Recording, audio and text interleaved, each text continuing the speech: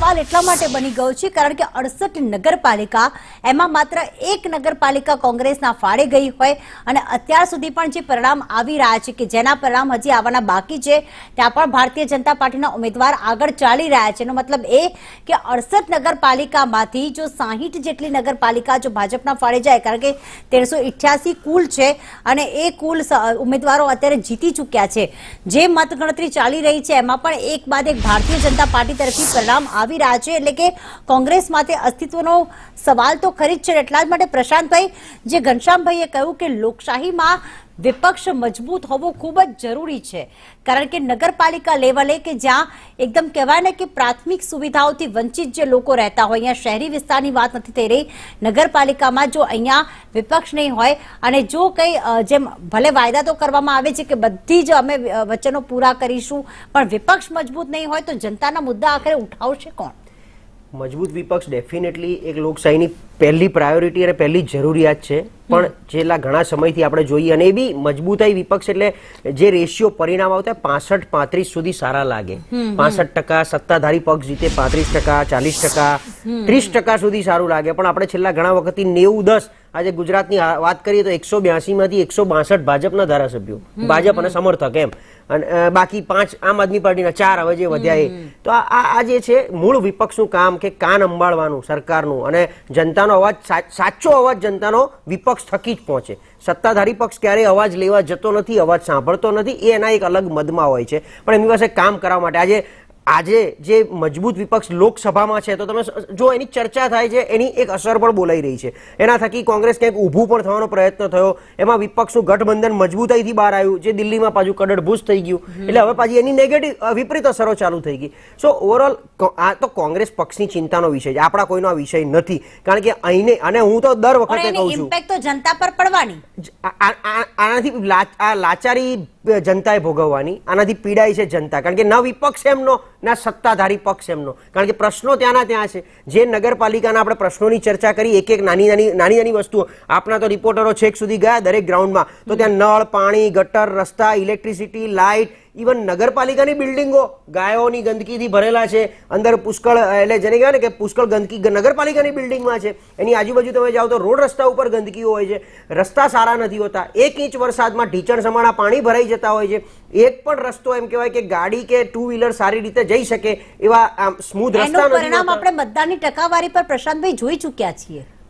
ટકાવારી જે જોવા મળી નગરપાલિકામાં મતદાનની, અને એનું નુકસાન કોંગ્રેસને થયું હોય એવું લાગી રહ્યું છે આ પરિણામ પરથી. એટલે ઓછી ટકાવારીના બહુ બધા હોય. એક જો તમારે વિરોધ જ કરવો હોય તો તમે મતદાન નહીં આપીને પછી પાછળથી પસ્તાવું, તો એ મતદારોને બહાર કાઢવા માટે એ જ હવે હું એ જે સમજો કે એગ્રેશન રાજકીય પાર્ટીમાં કે ભારતીય જનતા પાર્ટી એની તમામ ફોજ લગાડી દીધી, બધા મોટા મોટા નેતાઓ દરેક જગ્યાએ પહોંચવાનો પ્રયત્ન, ધારાસભ્યો, એના સંસદ સભ્યો, એમને જવાબદારી પ્રભારી તરીકે આપી. એ જ રીતે કોંગ્રેસના પણ નેતાઓ, રાજ્ય કક્ષાના નેતાઓ પણ ત્યાં ગયા મતદારોને બહાર કાઢવા એમની જોડે. અને આખી સિઝન થોડી છે ચૂંટણી, આ નિરંતર પ્રક્રિયા છે. એટલે 5 વર્ષ મહેનત કરવી પડે તમારે સત્તામાં આવવા માટે, એનું ઇમોશન જીતવા માટે.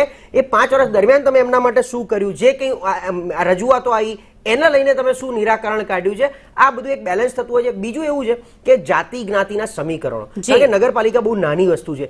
મારી જ્ઞાતિનાને મળ્યું છે એટલે ગમે તે પક્ષમાંથી મારે એને વોટ આપવાનો છે. અહીંથી નારાજ થયો, ટિકિટ કપાઈ, જેમ અત્યારે અપક્ષ જેટલા બી જીત્યા છે એ લગભગ ઘણા બધા ભાજપના છે. એક બેને બાદ કરતા, જેમ આંકડાઓની વાત કરી રહ્યા છે, એક બેને બાદ કરતા મેક્સિમમ અપક્ષ જે જીત્યા છે, ભાજપમાંથી નારાજ થઈ ટિકિટ કપાઈ છે અને લડ્યા છે, એવા લોકો છે. હવે કાલે ઉઠીને ભાજપને જ સમર્થન આપવાના છે ને, એટલે મૂળ તો આમાં ભાજપ વધારે વધારે મજબૂત બનતી જશે, અપક્ષ બી ત્યાં જ બેસવાના છે. જે કંઈ આખું જ્ઞાતિના સમીકરણના આધારે બહાર પડે છે એમાં પક્ષોએ સાચવવાનું હોય છે. હવે કોંગ્રેસને આ વસ્તુ નહોતી આવડતી. જો ભાજપ બી નરીફ કરી શકે, ભાજપ પૈસાથી, લોભ લાલચથી, બીજી રીતે, તો કોંગ્રેસ કેમ આ વસ્તુ નથી કરી શકતી? એના ઉમેદવારોને મને એટલું દુઃખ થયું. બીજી વખત આપણે કહ્યું કે શામ દામ દંડ ભેદથી ભારતીય જનતા પાર્ટી જે ઉમેદવાર હોય એને પોતાની તરફી કરી રહ્યા છે. અત્યારે આપ કહી રહ્યા છો કે કોંગ્રેસે નથી કરી શકતી, એટલે પૈસાથી જ ચૂંટણી જીતાય છે. નોટ ફોર વોટ આપણે બધે જોયું ને અત્યાર સુધી છે ને, અત્યાર સુધી પાલિકાની અને ગ્રામ પંચાયતની ચૂંટણી દારૂ અને ચવાણાથી લડાતી હતી. એમાં એક ત્રીજું ફેક્ટર એડ થઈ ગયું છે પૈસા, જે અત્યાર સુધી નહોતું. પણ હવે પર કેન્ડિડેટ એટલે પર ઘરના વોટર્સ આ તે આ રીતે આ પરિણામો જે છે એ આપે કહ્યું કાર્યકર્તાઓની હાજરી હોવી જરૂરી છે.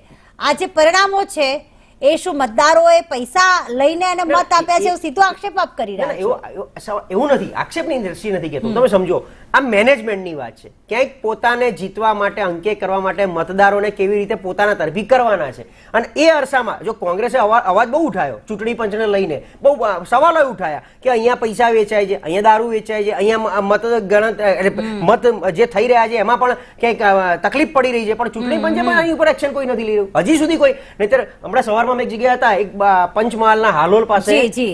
એક વિડીયો કાયદેસરનો બહાર આવ્યો છે કે અહીંયા આટલી બધી ગેરરીતિ થઈ રહી છે, એને લઈને કોઈ અવાજ નથી ઉઠ્યો. એટલે આમાં આક્ષેપ એવો પૈસાનો નથી. જ્યાં ભાજપને ખબર છે કે અહીંયા અમારું પલડું ભારે નથી, ત્યાં આ રીતે સપોઝ પ્રયત્ન કરીને પણ એ જીતી શકે છે, તો પલ્લુ તો કોંગ્રેસનું ભારે હતું. જીતીને પછી કામ પૂરા કરશે એની આપણે ચર્ચા કરીશું. અત્યારે બ્રેકનો સમય થયો છે. આક્ષેપ પ્રતિ આક્ષેપ નગરપાલિકાની ચૂંટણીમાં ઘણા બધા થયા છે.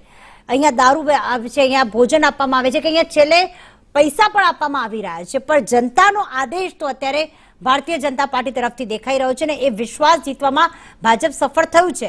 પણ એની સામે હવે જવાબદારી એ આવે છે કે જે ગટરના પાણીના પ્રશ્ન કે ખેડૂતોના જે પ્રશ્ન છે એ હવે એમણે એ પૂરા કરવા પડશે.